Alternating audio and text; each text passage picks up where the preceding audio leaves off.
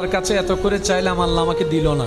কিন্তু একবারও নিজেকে প্রশ্ন বলি নাই, করি নাই যে কতবার হাইয়া আলাস সালাহ বলে আল্লাহ তো আমাকে ডেকেছেন, আমি আল্লাহর ডাকে সাড়াও দিই নাই। জীবনের 1000 বার চলে গিয়েছে হাইয়া আলাস সালাহ শুনেছি, কিন্তু সাড়া দিতে পারি নাই। কতবার আল্লাহ পাক বলেছে বান্দা আমাকে ডাক, আমি তো ডাকিনি। বান্দা এটা কর, আমি তো করিনি। বান্দা এইভাবে চল, আমি তো চলিনি।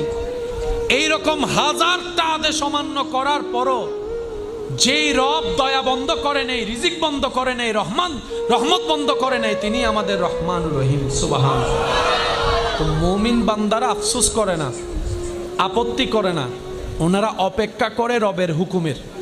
ওই রবের হুকুম আসা পর্যন্ত অপেক্ষা করার মাঝখানে যে রাস্তা, এটার নামেই সবর, এটার নামেই ধৈর্য। বলেন না সুবহানাল্লাহ। ওনারা সবরের রাস্তা দিয়ে যায়, শুকরের মাধ্যমে নিয়ামত নিয়ে আসে। সেজন্য আল্লাহ তাআলার প্রিয় বান্দা যারা হয়েছেন, হবেন, সবাইকে কষ্টের ভিতরে যেতে হয়। এটাই বিধান, এটাই নিয়ম।